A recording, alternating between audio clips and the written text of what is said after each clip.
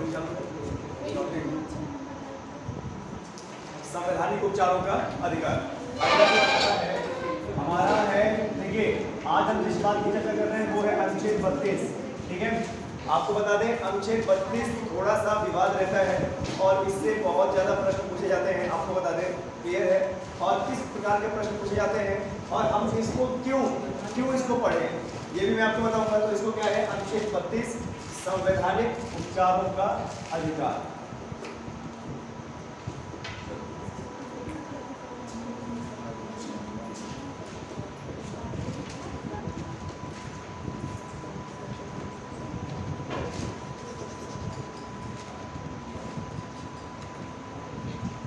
Right to constitutional remedies. Right to constitutional remedies. ठीक है, which is what right to constitutional remedies. ठीक है, okay. Article 32 भाग कौन सा है? भाग 3। ठीक है, इसके बारे में चर्चा करेंगे और आपको बता दें कि आखिरकार हमारे संविधान में इस आर्टिकल 32 को बाबा भीमराव अंबेडकर को रखने का क्या मतलब सवाल था। आपको एक चीज बता दें, कभी भी किसी के, ध्यान दीजिएगा, कभी भी किसी के मौलिक अधिकारों के हनन होने के बाद वह क्या करे क्या ना करे, क्योंकि खाली मौलिक अधिकार देना ये काफ़ी नहीं था, उन मौलिक अधिकारों का संरक्षण देना ये भी बहुत ज़्यादा इम्पोर्टेंट था। जैसे होता है कि आपने अपने पूरे जितने भी देशवासी हैं एक नया संविधान बना के उनको मौलिक अधिकार तो दे दिए कि प्रत्येक भारतीय जन्म से उनके क्या क्या अधिकार होंगे, क्या क्या अधिकार नहीं होंगे। लेकिन अगर किसी के संवैधानिक अधिकार या मौलिक अधिकार का हनन होता है तो उस दशा में वो क्या कर सकता है? भाई सीधी सी बात है, जैसा मैंने बताया कि संविधान मौलिक अधिकार देना इतना ही काफ़ी नहीं है, मौलिक अधिकारों का संरक्षण भी करना है। और मौलिक अधिकारों का संरक्षण का मतलब, जैसे मान लीजिए हमारा अधिकार है संचरण करने का अधिकार। किसी भी राज्य में, देश के अंदर कहीं भी प्रतिबंधित क्षेत्र को छोड़कर कहीं भी जाने का अधिकार है हमारा। तो मान लीजिए अगर कोई हमको एक जगह से दूसरी जगह जाने पर रोक रहा है, या हमें व्यापार करने से रोक रहा है, या हमें राजनीति में आने से रोक रहा है, अगर हम अपनी जगह सही हैं और तब भी हमारे मौलिक अधिकारों का हनन हो रहा है, तो आखिरकार अपने मौलिक अधिकारों के लिए लड़ा कैसे जाए। मान लीजिए कि हमारे संविधान में खाली मौलिक अधिकार होते हैं, लेकिन मौलिक अधिकार के हनन होने का कोई प्रावधान नहीं होता कि अगर मौलिक अधिकार हनन हो जाए, कोई आपके मौलिक अधिकार दबा के बैठ जाए, इसका कोई प्रावधान नहीं होता, तो मुझे लगता है कि मौलिक अधिकार देने न देने का कोई फायदा नहीं होता। एक दशा बनाई गई, एक कंडीशन बनाई गई कि अगर आपके मौलिक अधिकार का हनन होता है तो इस कंडीशन में आप क्या कर सकते हैं। आए समझे? जैसे मान लीजिए कि कभी भी अगर आपकी प्रॉपर्टी में, जमीन में कोई जबरदस्ती कब्जा कर ले तो क्या करते हो आप? FIR करते हो, पुलिस का सहारा ले लेते हो, प्रशासन का सहारा लेते हो, और बाकायदा प्रशासन आपको न्याय दिलाता है। सेम इसी दशा में अगर हमारे मौलिक अधिकारों का हनन हो जाए, जो प्रत्येक भारतीयों को जन्म से अधिकार मिला हुआ है, तो उस दशा में क्या करें? तो इसकी व्यवस्था दिया गया अनुच्छेद 32 में, और अनुच्छेद 32 को बोला गया संवैधानिक उपचारों का अधिकार। उपचार का मतलब क्या समझते हैं? निवारण करना या रास्ता निकालना। उपचार का मतलब क्या होता है? रास्ता निकालना, लाभ दिलाना, न्याय दिलाना, इसका मतलब होता है। और फिर यहाँ पर एक शब्द जुड़ा है संवैधानिक उपचारों का अधिकार। संवैधानिक मतलब कानूनी तरीके से, संवैधानिक तरीके से, विधि के तरीके से अगर आपके किसी भी अधिकार का हनन हुआ है तो आपके पास यह अधिकार है कि उसका उपचार किया जाए। मैं एक बार आपको फिर से याद दिला देता हूँ कि जो हमारे मौलिक अधिकार हैं, मौलिक अधिकारों की हमारी संख्या कितनी है? 6। एक बार मैं फिर से आपको याद दिला देता हूँ। जैसे हमारा अनुच्छेद 14 से 18 है समानता का अधिकार।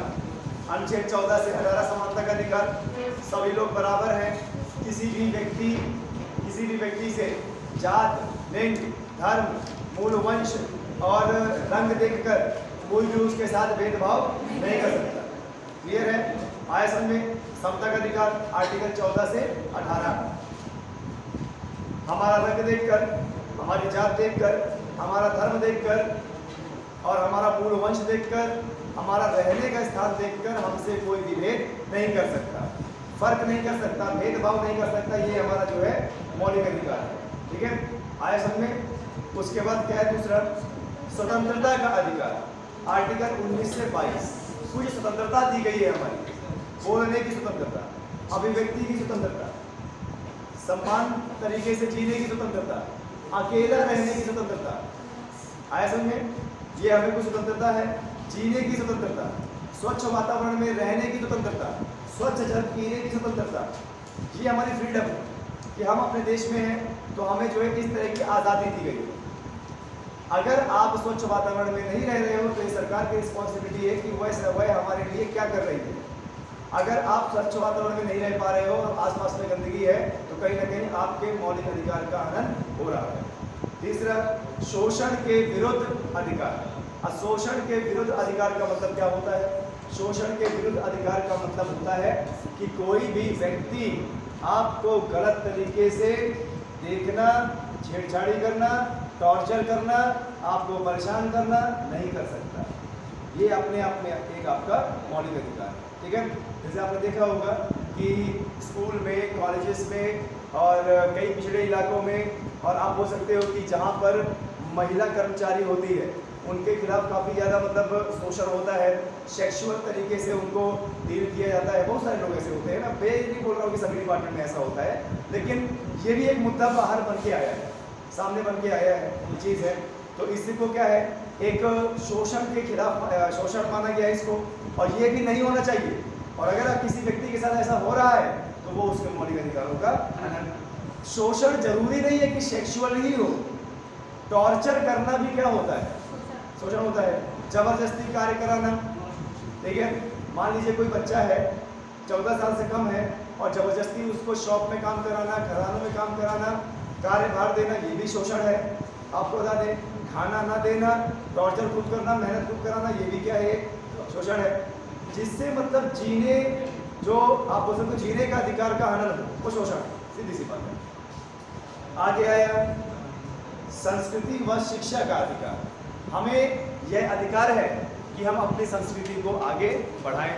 हमें ये भी अधिकार है कि हम शिक्षा ग्रहण करें। और एक चीज़ आपको बता दें, वास्तविक तरीके में अगर किसी भी व्यक्ति को अब हमारे देश में IAS तक बनना है तो उसे किसी भी कोचिंग की ज़रूरत नहीं है, उसे सिर्फ ज़रूरत है रास्ते की। आपको बता दें, पढ़ने वाला व्यक्ति एक 12वीं के छात्र से भी पढ़ सकता है। अब आपने देखा होगा पढ़ने की कोई उम्र नहीं होती है भाई, जिसके अंदर जिज्ञासा है कि मुझे आगे करना है। एक एग्जांपल देता हूँ, जैसे मान लीजिए कि 12वीं के क्लास के लोग होते हैं तो 12वीं के छात्र कृषि भी पढ़ते हैं, 12वीं के छात्र आर्ट्स साइड भी पढ़ते हैं, भूगोल, इतिहास, इकोनॉमिक्स भी पढ़ते हैं, इंग्लिश भी पढ़ते हैं। आप जाइए किसी जो है 12वीं के छात्र संपर्क कीजिए कि भैया मुझे ये पढ़ा दो, आपके स्कूल में पढ़ाया जाता हो, तो मुझे लगता है कि 12वीं का छात्र आपसे पैसे नहीं देगा। अगर इस तरह की चलता है, हम जो सब्जेक्ट आपको पढ़ाते हैं ये पूरा का पूरा आपका 10वीं पास है, 10वीं तक का सिलेबस हम आपको पढ़ाते हैं। आया समझ में? किसी भी 10वीं क्लास के लड़के को पकड़ लो और मैं तो कोई सवाल उससे पूछ लो, आएगा तो बता देगा, नहीं आएगा तो ढूंढ के लाएगा, कोई बात नहीं। हमारे जहाँ ज्ञान भारती जैसे में 8000 स्टूडेंट हैं, 4000 स्टूडेंट यहाँ पे हैं, 6000 ये जनसेवा में है, तो मुझे तो नहीं लगता कि इतनी आबादी में आपको कोई नहीं मिलेगा। पकड़ लो एक आदमी को, छुट्टी का रास्ता देखो, कब छुट्टी होती है, पकड़ो इधर आप 10 कम 10 में है ना, ये सवाल बता मुझे। अब यहाँ पर क्या था कि हमारा ईगो टकराने लगता है कि हम स्नातक पास और वो 10वीं पास या वो 10वीं में। बात ये है कि अपना फ़ायदा निकलना चाहिए, क्योंकि यही सब उन्हें भी पढ़ाया जाता है, पर इतना करे कौन? मैं बता रहा हूँ ना, हमारे देश में इतने मौलिक अधिकार हैं और इतनी स्वतंत्रता दी गई है। आप लोग थोड़ा सा ये बिल्कुल बना रखा है ना, थोड़ा सा आप लोग शांत रहिए ना, क्योंकि आप पता है कि यहाँ पे क्लास चल रही है ना, अनकम्फर्टेबल फील करते हैं, यू कैन गो आउट, आप जा सकते हो वहाँ पे, ठीक है। तो ये चीज़ आपको बता दें, किसी भी लड़के को पकड़ के पूछ लीजिए यार हिमालय कैसे बना, उत्पत्ति कैसे हुई, पठार कितने होते हैं, पूछ लो, क्या फर्क हो गया, 15 मिनट उसको ले लो। कोई स्नातक से तुलसीदास गोस्वामी से कोई यार पकड़ दो उसे। आप इस देश में हर एक चीज़ बन सकते हो सरकारी विभाग में बिना कोचिंग के। ये ध्यान दीजिएगा, कोचिंग तो एक एजुकेशनल इंस्टीट्यूट है, सब कोई ये नहीं कर पाता है, इसलिए कोचिंग चल रही है। आपको बता ऐसा समझे, शिक्षा का अधिकार है, हर व्यक्ति को शिक्षा का अधिकार है, हर व्यक्ति को शिक्षा पाने का अधिकार है, क्योंकि जब वो शिक्षा लेगा तभी तो उसे पता लगेगा कि आगे उसे करना क्या है, अपने जीवन में उसे क्या करना है, शिक्षा का महत्व क्या है। और आपको बता दें, प्रत्येक व्यक्ति को शिक्षा का महत्व जानना चाहिए और प्रत्येक व्यक्ति को शिक्षा ग्रहण करनी चाहिए, तभी पता लगेगा कि क्या बुरा है क्या गलत है। जब किसी भी व्यक्ति के अंदर शिक्षा नहीं है मतलब वो अभद्र है, मतलब वह एक शैतान के जैसे है। और आपको बता दें, गलती हमसे तभी होती है जब हमें संविधान का डर नहीं होता है, हमें कानून का डर नहीं होता है। फॉर एग्जाम्पल, जैसे हमारे देश में अगर सर्वे किया जाए तो 8-8 हज़ार, 9-9 हज़ार, 10-10 हज़ार एक साल में रेप केस आते हैं, मर्डर आते हैं। तो सीधी सी बात है कि ये तो वही लोग कर रहे हैं जो जागरूक नहीं है, जिनके अंदर शिक्षा नहीं है और जिनके अंदर संविधान का डर नहीं है, जिनके अंदर भारतीय कानून का डर नहीं है, वो ये कर रहे हैं। अब उनको डर कैसे हो, जब उनके अंदर शिक्षा जाए, जब उनके अंदर शिक्षा जाएगी, शिक्षा ग्रहण होगी, शिक्षा का महत्व समझेंगे, तो सीधी सी बात है जो क्राइम रेट है वो क्या होगा, कम होगा। ओके, तो उसके बाद आता है हमारा संवैधानिक उपचारों का अधिकार। संवैधानिक उपचारों का अधिकार जो कि हमारे आर्टिकल 32 में, कि उस दशा में क्या करें, उस दशा में क्या करें जब हमारे मौलिक अधिकारों का हनन हो रहा है।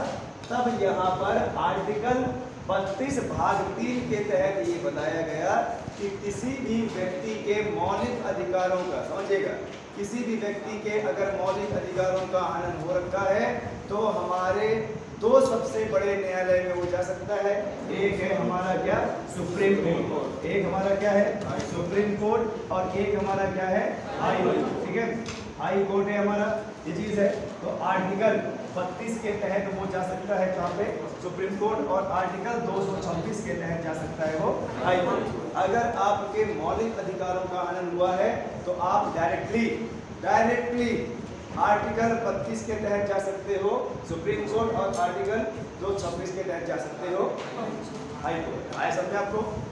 अब हाई कोर्ट में क्या करोगे, हाई कोर्ट में आप अपील करोगे, हाई कोर्ट में आप अपील करोगे कि इस फला व्यक्ति ने मेरे साथ ऐसा ऐसा व्यवहार किया है जो कि मेरे मौलिक अधिकारों का हनन है। न्यायालय क्या करेगा, इसकी जांच पड़ताल करेगा, तर्क वितर्क देगा, और अगर ये सही पाया जाता है तो मौलिक अधिकार के हनन होने में बहुत कड़ी सजा का प्रावधान है, तो सामने वाले बंदे को क्या है, सजा मिलेगी। तो अगर ये जागरूकता सभी लोगों में आ जाए, आपको बता दें हमारे देश में आज़ादी के इतने साल बाद आज भी शिक्षा का बहुत ज़्यादा अभाव है।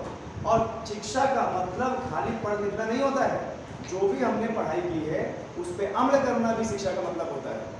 और जैसे मान लीजिए कि इन्होंने बताया है यहाँ पे कि आर्टिकल 32 के तहत आपके मौलिक अधिकारों का अगर हनन होता है तो आप सुप्रीम कोर्ट आर्टिकल 32 और 226 हाई कोर्ट जा सकते हो और लड़ सकते हो और अपने लिए न्याय मांग सकते हो। तो अगर ऐसा है और हमारे गांव के उस व्यक्ति ने अगर इस आर्टिकल को ढंग से पढ़ लिया तो मुझे लगता है पूरा का पूरा गांव जेल में होगा। मानते हैं इस बात को? मुझे लगता है कि पूरा का पूरा गांव जेल में होगा, क्योंकि हमारे गांव क्षेत्र में आज भी शिक्षा का इतना ज़्यादा अभाव है कि आज भी उस व्यक्ति का रोज मौलिक अधिकार का हनन होता है। मैं उस व्यक्ति की बात कर रहा हूं जिसके साथ अनटचेबिलिटी जैसा व्यवहार किया जाता है। समझ जाते हैं कि गांव में वो कौन व्यक्ति है और वो किसके साथ किया जाता है।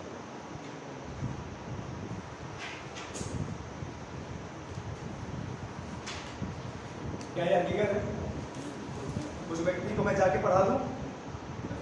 क्या मैं एक कैंप लगा दूं कि भाई देख, ये देख इधर 2 आर्टिकल से छेड़छाड़ करनी है बस, सुप्रीम कोर्ट 32 और हाई कोर्ट 226, पूरा गांव का गांव चला जाएगा जो जेल में। ध्यान दीजिएगा, क्योंकि उस व्यक्ति के मौलिक अधिकार सुबह से शाम तक हनन ही होते रहते हैं। अनटचेबिलिटी, दूर से बात करना, भेदभाव करना, जमीन में नीचे बैठाना, अपना खुद ऊपर बैठना, भेदभाव करना, जाति देखकर भेदभाव हुआ, रंग देखकर भेदभाव हुआ, ठीक है। इसके अंदर सब कुछ आता है, ठीक है। जैसा कि मैं कई बार जिक्र कर चुका हूँ कि रिश्ते अगर आ जाएं, शादी के रिश्ते आ जाएं और रंग देखकर आपने भाई साहब रिजेक्ट कर दिया, ठीक है, कि लड़का काला है या लड़की काली है या शाम रंग है या सांवली है, और आपने अगर ऐसा रिजेक्ट कर दिया है ना, तो ये ध्यान दीजिएगा आप भी बराबर हिस्सेदार हो मौलिक अधिकार के हनन के। आपको भी आर्टिकल 32 के तहत, 26 के तहत, 226 के तहत जेल भेजा जा सकता है। ये होता है ना, क्योंकि हमको लगता है कि हम कटरीना कैफ है, हमको लगता है कि हम करिश्मा है, ठीक है, और सामने वाला हमको शाहरुख खान मिलने वाला है, सामने वाला हमें सलमान खान मिलने वाला है, ये चीज़ है ना। आपको बता दें बहुत सारे ऐसे लड़के होते हैं जो इस चीज़ का शिकार होते हैं, बहुत सारी ऐसे लड़कियां भी होती हैं जो इस चीज़ का शिकार होते हैं। फिर आती है सरकारी नौकरी, फिर आती है क्या, सरकारी नौकरी। सरकारी नौकरी ब्यूटी पार्लर की तरह काम करती है, ठीक है।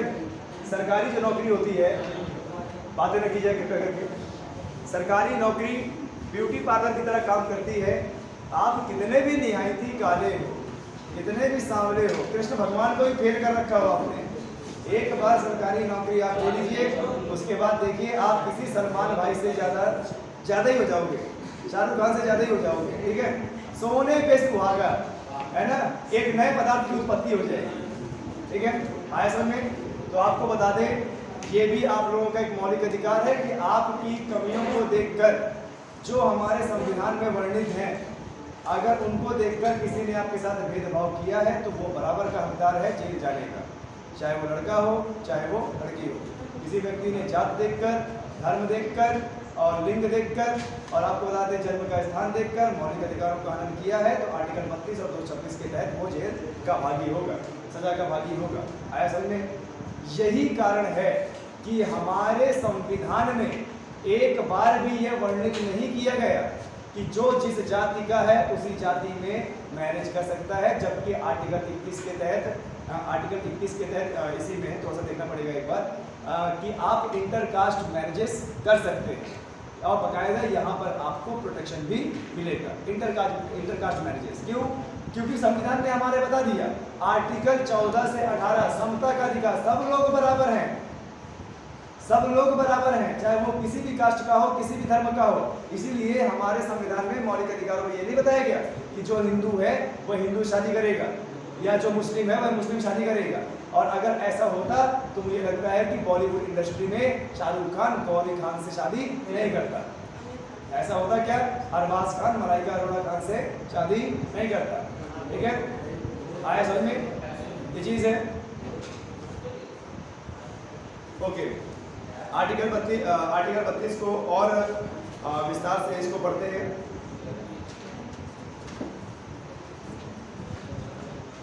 यहाँ पर सबसे ज़्यादा पूछा जाने वाला प्रश्न, आर्टिकल 32 से सबसे ज़्यादा पूछा जाने वाला प्रश्न, और वो सबसे ज़्यादा पूछा जाने वाला प्रश्न ये है कि इस आर्टिकल 32 को संविधान की आत्मा कहा गया है। क्या है? संविधान की आत्मा। इसको बोला गया है संविधान की आत्मा। संविधान की आत्मा क्यों? क्योंकि इसी ने मौलिक अधिकारों को बचा के रखा हुआ है, जकड़ के रखा हुआ है, संरक्षण दे रहा है कि आपके पास विश्व की तो नहीं लेकिन भारत की सबसे बड़ी न्यायिक शक्ति आपके पास है। अगर आपका मौलिक अधिकारों का हनन होता है तो भारत की सबसे बड़ी न्यायिक शक्ति आपके पास है, जिसका नाम है संवैधानिक उपचारों का अधिकार, आर्टिकल 32। इसीलिए पूरे संविधान की आत्मा कहा गया है अनुच्छेद 32 को। यहीं पर एक प्रश्न बन गया कि संविधान की आत्मा किस अनुच्छेद को कहा गया है? वो है आपका आर्टिकल 32। क्यों? मौलिक अधिकार के हनन होने पर आप सीधे डायरेक्टली सुप्रीम कोर्ट या हाई कोर्ट जा सकते हो, ठीक है। इसको जो है संविधान का हृदय भी बोला गया है। इसको संविधान का हृदय, अगर आत्मा न आके हृदय आ जाए वो भी सही है। संविधान का दिल है ना, संविधान का दिल हृदय। नवरात्र आती है तो एक गाना बड़ा चलता है कान में, मतलब माँ का दिल, माँ का दिल, ये वाला गाना है ना। ओके, तो ये संविधान का दिल, संविधान का दिल मतलब कि पूरा का पूरा संविधान निहित है किसमें? इसमें। देखिए कानून बात अलग होती है, आपको बता दें ऐसे तो बहुत सारे असंख्य कानून हैं, लेकिन एक व्यक्ति की मर्यादा जिस कानून पर टिकी है सबसे ज़्यादा इंपॉर्टेंट वो रहता है।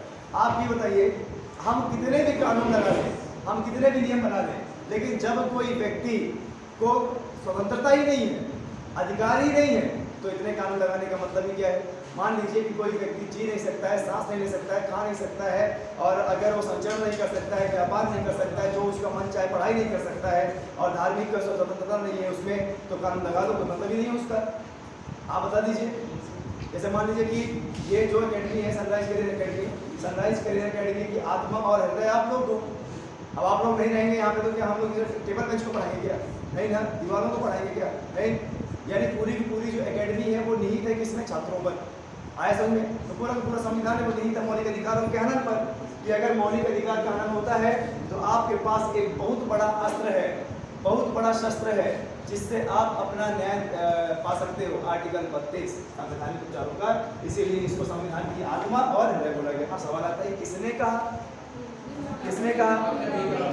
बाबा भीमराव अंबेडकर ने आर्टिकल 32 को संविधान की आत्मा माना है, और उन्होंने संविधान सभा में बड़े खुश होकर ये बोला और बड़े गर्व के साथ बोला कि मुझे गर्व है कि हमारा भारत का हमारा भारत का संविधान, हमें गर्व है कि हमारा भारत का संविधान दुनिया के संविधान को छानने के बाद बना। लेकिन कुछ लोगों ने इसको बोला कि ये उधार लिया हुआ उधार का कटोरा है। नहीं।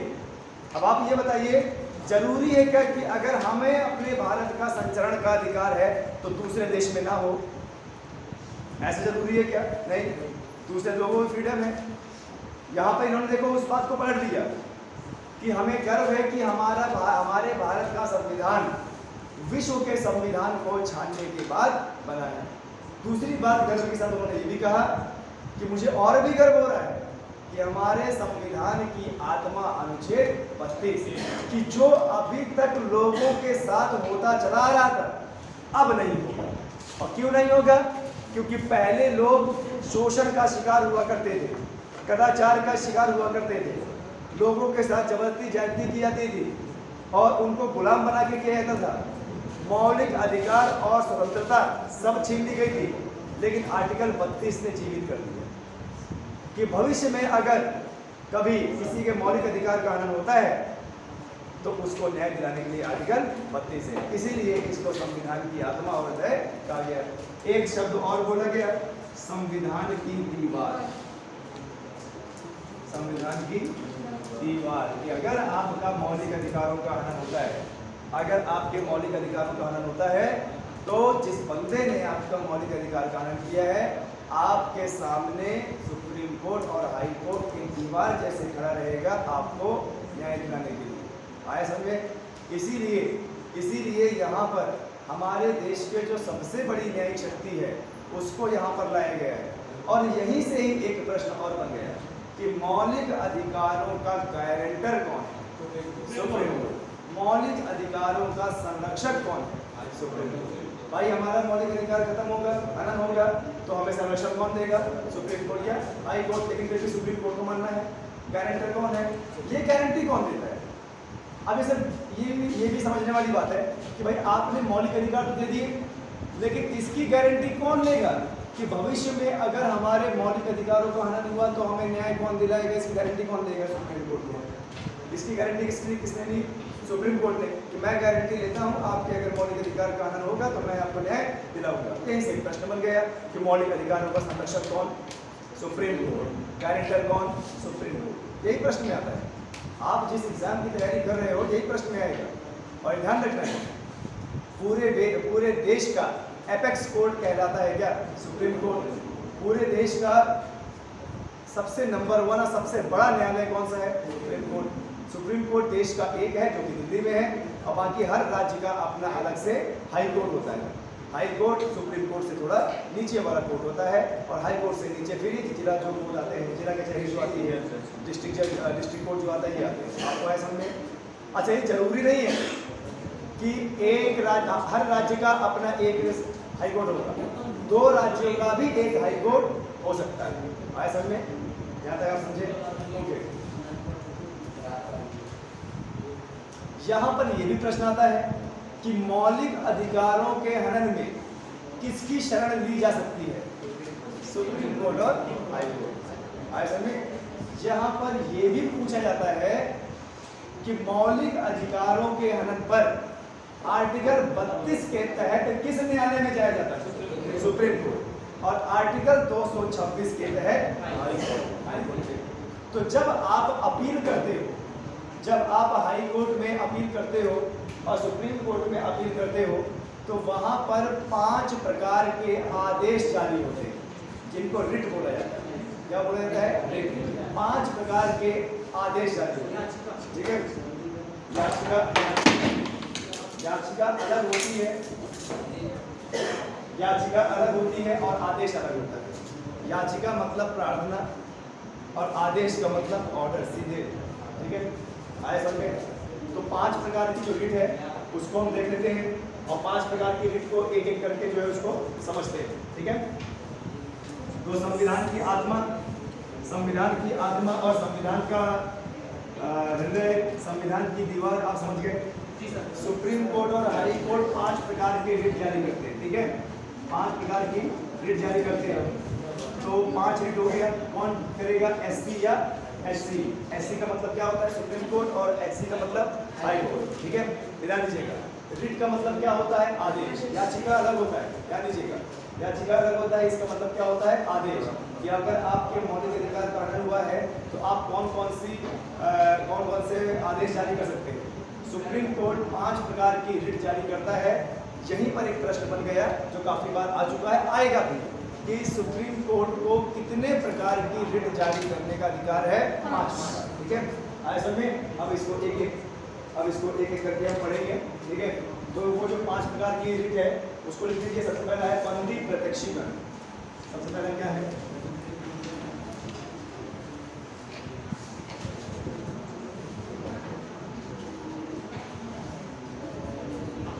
दूसरा है आपका परमादेश।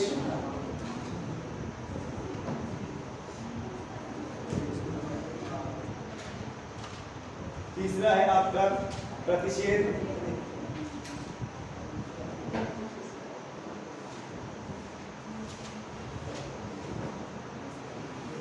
चौथा है आपका उत्प्रेषण।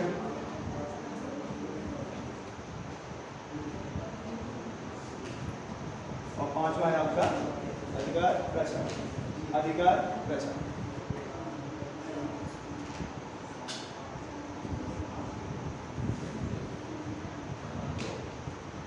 जब भी आपके मौलिक अधिकारों का हनन होता है तो सुप्रीम कोर्ट या हाई कोर्ट 5 प्रकार के रिट जारी करते हैं। पहला कौन सा है? बंदी प्रत्यक्षीकरण। दूसरा क्या है? परमादेश। तीसरा क्या है? प्रतिषेध। चौथा क्या है? उत्प्रेषण। और 5वां क्या है? अधिकार रक्षा। सुन लीजिए और इसको एक एक करके आगे एक्सप्लेन करते हैं। रक्षा।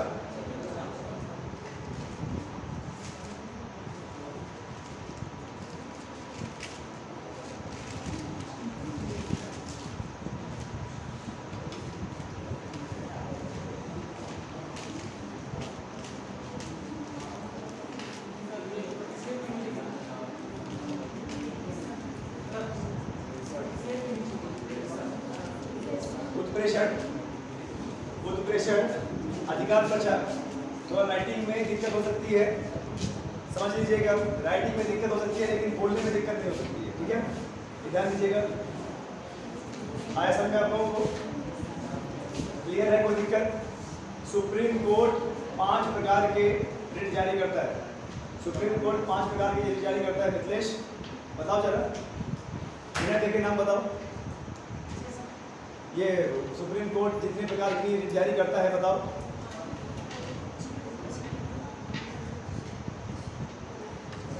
थोड़ा सा इधर फोकस कीजिए, ये ज़्यादा इंपॉर्टेंट है, ठीक है। देखिए, जब भी आपके मौलिक अधिकारों का हनन होता है तो सुप्रीम कोर्ट 5 प्रकार की रिट जारी करता है। और ये 5 प्रकार की रिट क्या है? बंदी प्रत्यक्षीकरण, परमादेश, प्रतिषेध, उत्प्रेषण, अधिकार प्रचार। आया समझ में? अब देखिए एक एक करके इसको समझते हैं।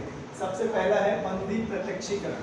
बंदी प्रत्यक्षीकरण का मतलब है कि जिस भी व्यक्ति ने आपके मौलिक अधिकारों का हनन किया है न्यायालय के सामने उसको पेश किया जाए। ठीक है, ध्यान दीजिएगा। सबसे पहला ये क्या आ गया कि किसी भी व्यक्ति ने आपके मौलिक अधिकारों का हनन किया है या जिस व्यक्ति के खिलाफ वो रिपोर्ट दायर की गई है उस व्यक्ति को न्यायालय के सामने पेश किया जाए। तो आप इससे समझ सकते हो बंदी प्रत्यक्ष का मतलब पेश करना, ठीक है, या फिर आप बोल सकते हो पेशी। क्या होता है पेशी? किसको पेश करना? जिसने शिकायत की है उसको, कि जिसने मौलिक अधिकार का हनन किया है उसको? जिसने हनन किया है उसको ना, ये चीज है। यानी सबसे पहला काम वो रिट जारी होगा या सुप्रीम कोर्ट कि उस बंदे को पकड़ के यहाँ पे लाया जाए और न्यायालय के सामने पेश किया जाए जिसने मौलिक अधिकारों का हनन किया है, ठीक है। तो बंदी प्रत्यक्ष करने का मतलब क्या होता है? पेशी करना। दूसरा है आपका परमादेश। जो भी पदाधिकारी होते हैं उनको यह आदेश देना कि आप अपने कार्य से जुड़े कार्य कीजिए, आपकी ड्यूटी से कार्य जो होते हैं वो कीजिए। जैसे रिपोर्ट दर्ज करना, जैसे आप कोतवाली में जाएंगे तो वहाँ पर इंस्पेक्टर जो होता है उसका काम क्या होता है कि आपको जो भी समस्या हुई है जिसके खिलाफ आप एफआईआर कराने गए हो उसका क्या करना? एफआईआर दर्ज करना। कभी कभी आपने देखा होगा कि जब आपके साथ कुछ ऐसी घटना हो जाती है या कोई अपराध हो जाता है तो पुलिस वहाँ पर हिचकिचाती है एफआईआर दर्ज करने को, एफआईआर दर्ज नहीं करती है। वहाँ के जो सरकारी अफसर होते हैं, पदाधिकारी होते हैं, वो टाल मटोल करते हैं। यानी सुप्रीम कोर्ट उनको भी आदेश देता है कि अगर कोई ऐसा व्यक्ति है जिसके साथ कोई अपराध हुआ है आप जाके उसका पहले मामला दर्ज कीजिए। मतलब आपका जो कार्य है, जिसके आप पदाधिकारी बने, आपका वो कार्य है आप वो कीजिए। जैसे पुलिस इंस्पेक्टर का मतलब निरीक्षण करना। कहाँ का निरीक्षण करना? जहाँ की उसको ड्यूटी दी गई है। निरीक्षण करना कि कानून व्यवस्था क्या बनी हुई है और एफआईआर दर्ज करना, और जिसके खिलाफ एफआईआर दर्ज की है एक्शन लेना, उसको लेके आना, पकड़ना, बंद करना, ये होता है उस पदाधिकारियों से जुड़े कार्य। तो दूसरा रिट क्या है? परमादेश, कि जो परम आदेश सुप्रीम कोर्ट ये आदेश देता है कि जितने पदाधिकारी हैं उनके जो भी कार्य हैं वह अपना कार्य करें। आपने देखा होगा पुलिस जो एफआईआर नहीं लिखती, क्यों? क्योंकि आपके एफआईआर के और पुलिस वाले के मध्य में ये रकम घूम रही होती है ना। और आपको बता दें एक बार जब एफआईआर हो जाती है तो फिर उसमें वो मामला कोर्ट कचहरी तक पहुंचता है। तो पुलिस भी ये सोचती है, अक्सर मामले में ऐसा होता है, ठीक है, कि पुलिस भी सोचती है कि किसी भी बंदे की एफआईआर ना हो, क्योंकि एफआईआर हो जाने से बहुत वो सरकारी डॉक्यूमेंट बन जाता है, दर्ज हो जाता है और फिर उसके बाद बहुत लंबी कोर्ट कचहरी करनी पड़ती है। तो पुलिस भी ये चाहती है कि किसी का भी जो मामला हो वो रफा दफा हो जाए, एफआईआर ना पहुंचे। तो यहाँ पर इन्होंने जो है बहुत सारे पुलिसकर्मियों ने रास्ता निकाल रखा है कि एफआईआर को अगर रफा दफा करना है तो थोड़ा सा जो है पैंट ढीली कीजिए, ठीक है, जेब को जो है ढीला कीजिए। इससे क्या होगा कि जो है क्या पैसा आपको जो है पैसा दिया जाएगा, एफआईआर नहीं होगी। ये आपको डराएंगे भी कि एफआईआर अगर हो जाएगी तो ये हो जाएगा, वो हो जाएगा, आपका जो है करियर डूब जाएगा, आपके नाम एफआईआर हो जाएगी। ये उस बंदे को ज़्यादा डराते हैं जिसके खिलाफ है, और छात्र हुआ तो और ज़्यादा डरेगा। क्यों? क्योंकि उसका तो पुलिस वेरिफिकेशन होता है, चीज़ है आया समझ में। तो वो एफआईआर होने के नुकसान आपको गिनाते हैं। यहाँ पर आप भी यार अगर मेरा मान लो गलती से भगवान की कृपा से जॉब निकल गई तो मेरा बैकग्राउंड वेरिफिकेशन होगा और वहाँ पर मेरे खिलाफ एफआईआर दर्ज है, सब डूब जाएगा, काम करो, हटाओ, एफआईआर ना करो। तो यहाँ से आप भी बच गए, उसका भी जो है मामला निपटा गया, ठीक है, ये चीज़ है। लेकिन सुप्रीम कोर्ट यहाँ पर क्या कहता है? कोई व्यक्ति अगर याचिका लेके आया है, प्रार्थना लेकर आया है कि इसकी एफआईआर दर्ज करनी है, तो आपका ये आदेश है कि मैं आदेश दे रहा हूँ कि आपको आपसे जुड़े कार्य करने पड़ेंगे, आपको आपसे ड्यूटी से जुड़े कार्य करने पड़ेंगे। ये चीज ओके। दूसरा आता है प्रतिषेध। प्रतिषेध का मतलब जो उच्चतम न्यायालय यानी सुप्रीम कोर्ट और हाई कोर्ट अपने से निचली अदालतों को यह आदेश दे सकते हैं कि आपके पास जो मैटर है उसको दीजिए, हम उसमें न्याय करेंगे। कहने का मतलब ये डिस्ट्रिक्ट जज है, हाई कोर्ट से नीचे जो भी न्यायालय होता है, यहाँ पर सुप्रीम कोर्ट आदेश दे सकता है कि जिस मैटर पे आप कार्रवाई कर रहे हो इसको बंद कर दो, इसको हमारे पास भेज दो, आपसे हो गए, हम करेंगे इसे। आया समझ में? यानी निचली अदालतों का प्रतिषेध का मतलब क्या होता है? निचली अदालतों को मना करना या वहाँ से कोई केस को बुला लेना, या फिर निचली अदालत के पास जो भी केस है वो जो उस पर कार्रवाई कर रही है उसकी कार्रवाई रोक देना, वो केस अपने आप में ले लेना।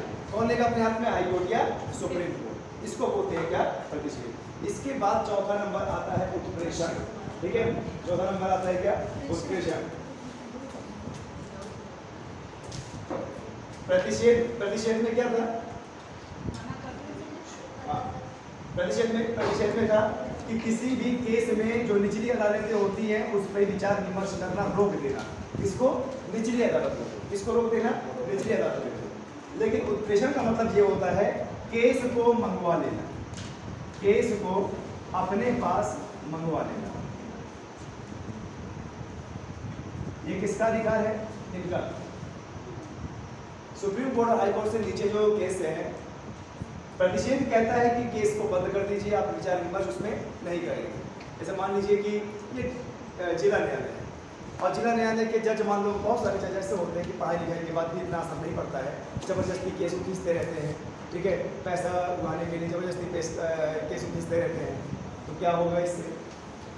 जब ये बात सुप्रीम कोर्ट तक जाएगी और सुप्रीम कोर्ट को अगर ये लग जाए कि ये तो फालतू का है, ये तो फालतू का है, ठीक है, ये तो फालतू का है, इसको तो इतना घसीटना नहीं चाहिए, तो क्या वहाँ से आदेश देगा? आदेश नंबर कौन सा होगा? तीसरा, प्रतिषेध। बनाइए, विचार विमर्श बंद कीजिए इसमें। चौथा क्या होगा? उत्प्रेषण। हमें दीजिए केस, यानी तीसरा हुआ केस को बंद करना और चौथा हुआ केस को अपने पास मंगवाना। आया समझ में? इसके बाद होता है अधिकार प्रचार। ठीक है, इसके बाद जो है अधिकार प्रचार है। अधिकार प्रचार में क्या होता है? देखिए,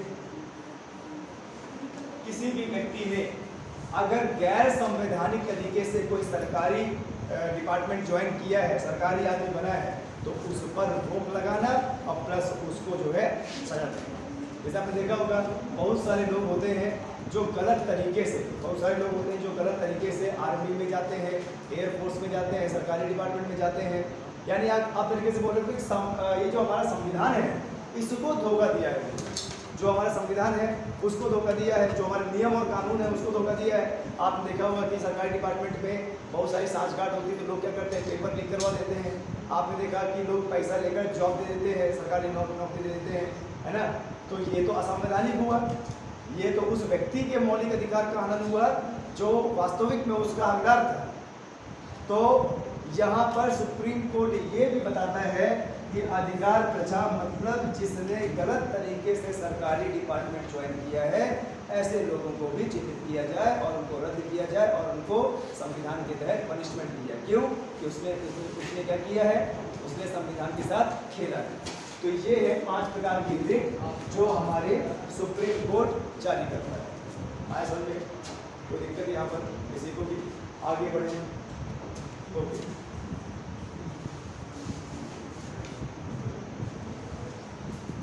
अब आते हैं आपातकाल का प्रभाव। ठीक है, जब मौलिक अधिकारों में आपातकाल का प्रभाव क्या होता है? ठीक है, आपातकाल का प्रभाव, मौलिक अधिकारों में आपातकाल का प्रभाव क्या होता है? आज संविधान के 2 लेक्चर है, ध्यान दीजिएगा। आज संविधान के 2 लेक्चर है, एक तो अभी है, एक अभी राम सरकार करंट अफेयर का दोबारा एक लेक्चर है, हिंदी का लेक्चर होगा, हिंदी का, और हिंदी के बाद फिर से एक करंट अफेयर संविधान का लेक्चर है हमारा। ठीक है, ध्यान दीजिएगा।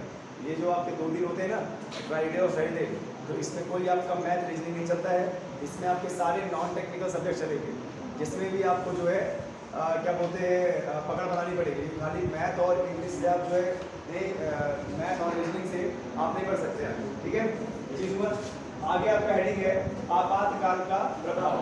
ठीक है, आपातकाल का प्रभाव। अगला हेडिंग क्या है आपका?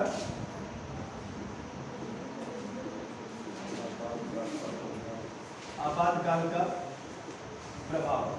आपातकाल का प्रभाव क्या होगा? देखिए, सबसे पहले हम ये बात करेंगे कि आपातकाल कितने प्रकार के होते हैं। ठीक है, सबसे पहले हम ये बात करेंगे कि आपातकाल कितने प्रकार के होते हैं। आपातकाल 3 प्रकार के होते हैं। आपातकाल 3 प्रकार के होते हैं। पहला आपातकाल क्या है? राष्ट्रीय आपातकाल। दूसरा क्या है? राष्ट्रपति शासन।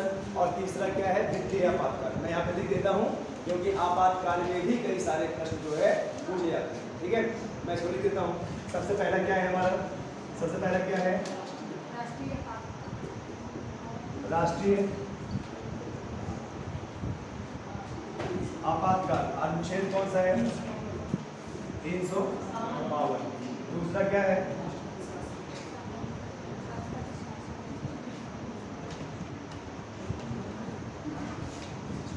अगर मेरी स्पेलिंग गलत है तो कोई दिक्कत की बात नहीं है, ध्यान दीजिएगा इसको। 356। और तीसरा क्या है हमारा?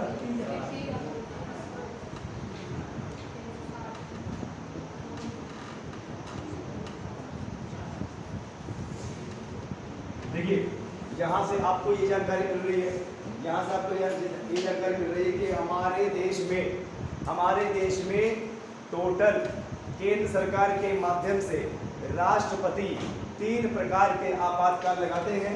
और वो 3 प्रकार के आपातकाल क्या है? वह 3 प्रकार के आपातकाल है। पहला आपातकाल अनुच्छेद 332 के तहत राष्ट्रीय आपातकाल, और अनुच्छेद 356 के तहत राष्ट्रपति शासन, और अनुच्छेद 360 के तहत वित्तीय आपातकाल। आया समझ में? जी से। और इनको लगाता कौन है? राष्ट्रपति लगाता है। ठीक है, ध्यान दीजिए, कौन लगाता है? राष्ट्रपति। अब यहाँ पर बात आती है कि हमारे मौलिक अधिकारों में आपातकाल का क्या प्रभाव पड़ता है। जब भी हमारे देश में आपातकाल लगाया जाता है तब कुछ मौलिक अधिकार निरस्त हो जाते हैं। क्या हो जाते हैं? निरस्त। कुछ मौलिक अधिकार निरस्त हो जाते हैं और कुछ मौलिक अधिकार बरकरार रहते हैं। सवाल ये है कि मौलिक अधिकारों को रद्द कौन करता है? किसके पास ये अधिकार है कि मौलिक अधिकारों को रद्द करना? वो अधिकार है किसके? राष्ट्रपति के पास।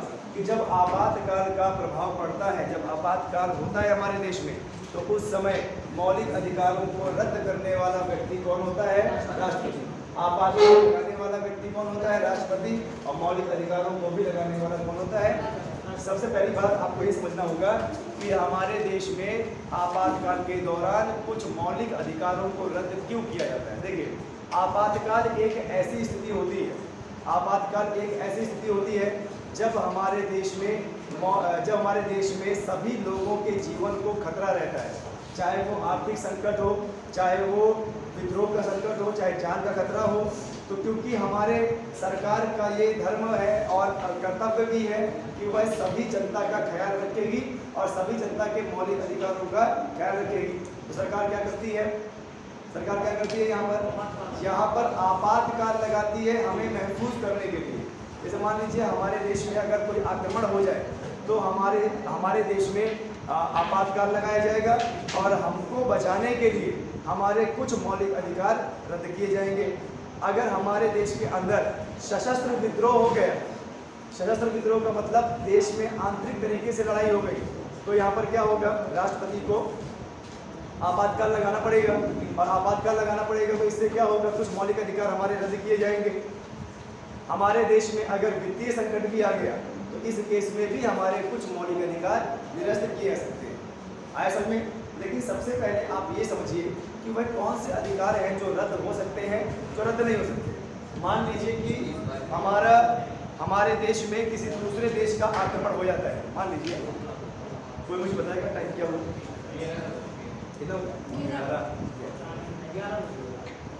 देखिए, आपको बता दें, मान लीजिए हमारे देश में अगर किसी बाहरी देश का आक्रमण हो गया और उन्होंने ताबड़तोड़ आक्रमण करना चालू कर दिया, तो हो सकता है कि हमारे देश में लोगों को हानि पहुंच सकती है, हमारे देश में लोगों को खतरा हो सकता है, जान जा सकती है।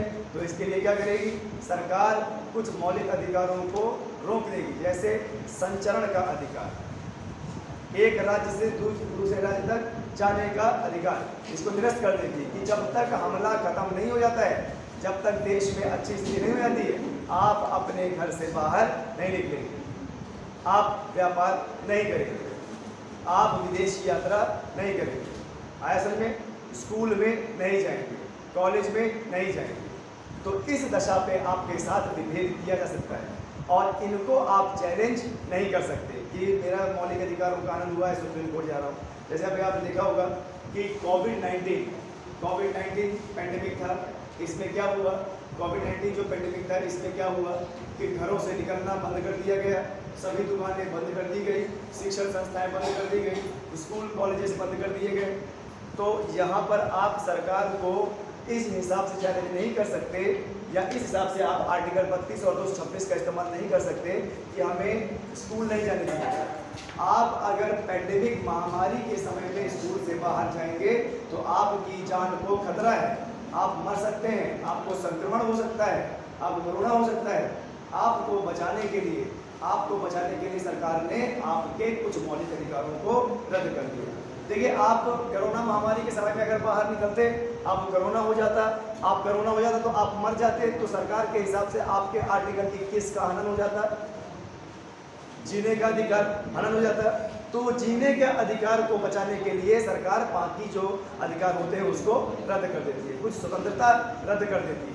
आया समझ में? आपने देखा होगा जब पैंडेमिक था तो पैंडेमिक के समय में किसी भी व्यक्ति को बाहर नहीं निकलने दिया गया, दुकान खोलने का अधिकार नहीं था, स्कूल जाने का भी अधिकार नहीं था। ये करना पड़ता है। अगर इसको नहीं करेंगे तो हमारे आर्टिकल 21 का हनन होता है। जी।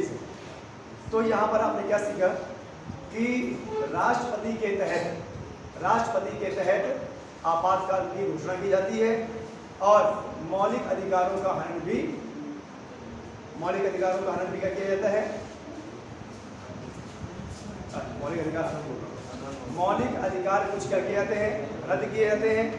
लेकिन इस आपातकाल के दौरान वह कौन से अधिकार हैं जो बरकरार रहते हैं?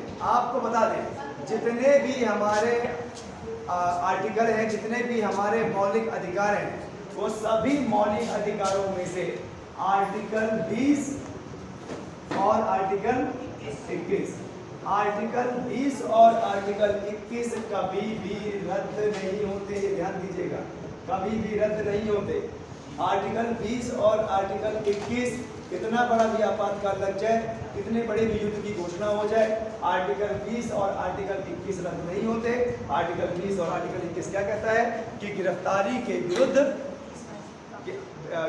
के विरुद्ध निवारण, और आर्टिकल 21 जीने का अधिकार। कितना बड़ा भी पेंडेमिक आ जाए, सरकार आपको ये नहीं बोल सकती कि एक काम कीजिए, घर से बाहर निकलना तो बंद है, स्कूल कॉलेज बंद है, दुकान और मॉल सब बंद है, एक काम करो, सांस ही बंद कर लो, सांस लेना बंद कर लो।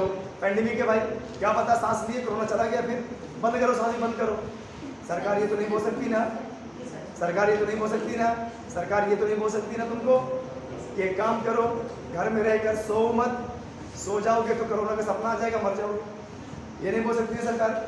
तो कितनी बड़ी भी आपातकाल लग जाए, हमारा आर्टिकल 20 और आर्टिकल 21 बरकरार रहता है। ये आर्टिकल 20 और आर्टिकल 21 कभी भी रद्द नहीं होता है। इसके सिवा बाकी जितने भी अनुच्छेद हैं वो सब के सब रद्द हो जाते हैं। आया समझ में? अब यहाँ पर प्रश्न बना कि आपातकाल के दौरान किन अनुच्छेद को रद्द नहीं किया जाता? वो है आर्टिकल 20 और आर्टिकल 21। ठीक है, आर्टिकल 20 और आर्टिकल 21। आर्टिकल 20 और आर्टिकल 21 को छोड़कर बाकी सभी मौलिक अधिकार रद्द हो जाते हैं। आप ये बताइए, कोरोना महामारी के दौरान आप घर में थे तो क्या पीएम मोदी ने रात के 8 बजे आपको ये बोला क्या कि भाइयों और बहनों सांस ही बंद कर लो, खाना भी मत खाओ, सोना भी नहीं? ठीक है, ऐसा किया क्या? नहीं। ऐसे में आपके आर्टिकल 21 का हनन होता है। क्लियर है? यहाँ पे एकदम अच्छे समझे आप लोग कि आपातकाल के दौरान अगर आपके मौलिक अधिकार रद्द होते हैं तो सभी मौलिक अधिकार तो नहीं रद्द होते हैं, लेकिन यहाँ पर आर्टिकल 20 और आर्टिकल 21 जिंदा रहता है, बरकरार रहता है। आया समझ में? यहाँ तक कोई दिक्कत किसी को? ओके, अब देखिए,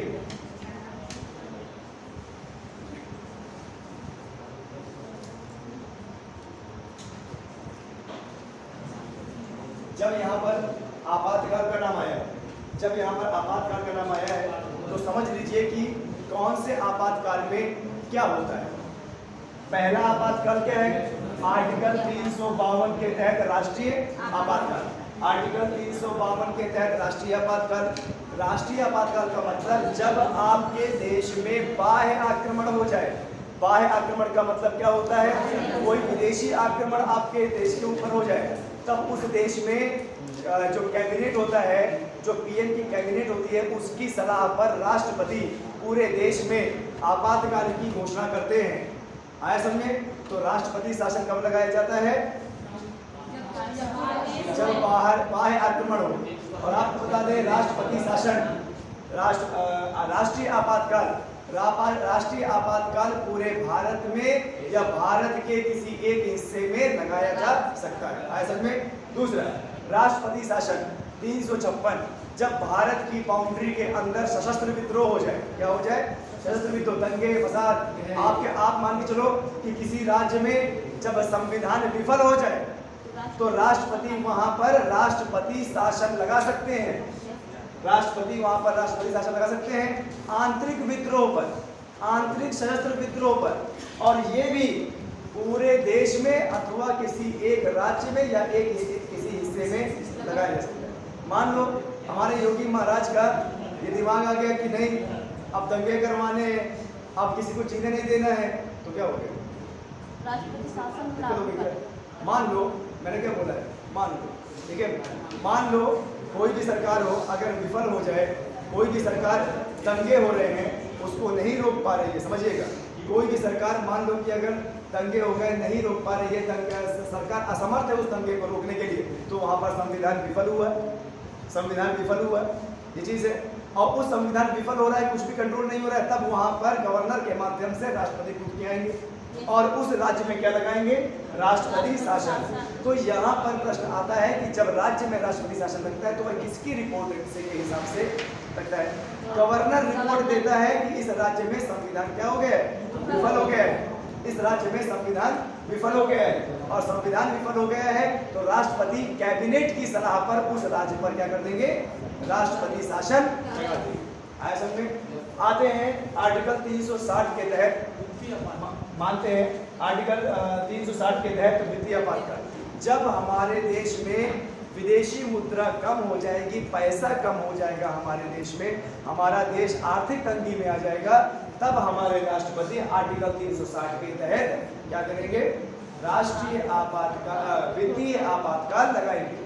और वित्तीय आपातकाल के दौरान चाहे प्राइवेट व्यक्ति हो चाहे सरकारी व्यक्ति हो, उसकी तनख्वाह में से पैसा काटा जा सकता है। अभी आपने देखा होगा कि पेंडेमिक के समय में सरकारी व्यक्ति, प्राइवेट व्यक्ति की तनख्वाह से कुछ न कुछ अंश काटा गया है। क्यों? क्योंकि हमारा देश इसमें समृद्ध बने, हमारा देश इसमें समृद्ध बने कि कम से कम जो है लोग सब लोगों की हेल्प करें और सरकार के पास एक पैसा जाए ताकि हम नए उपकरण, आपने देखा होगा ऑक्सीजन की कमी बहुत चल रही थी, तो कहाँ से ऑक्सीजन हमारे देश में आई? इसी पेंडेमिक से बचने के लिए सैलरी से पैसा काटा जाता है, टैक्स काटा जाता है। कभी हमारे देश में अगर पैसा कम हो गया, कभी अगर हमारे देश में पैसा कम हो गया तो वो कहाँ से पूर्ति की जाएगी? वित्तीय आपातकाल लगा के सैलरी से पूर्ति की जाएगी। आज समझे? यहाँ तक क्लियर? यहाँ तक कोई दिक्कत किसी को?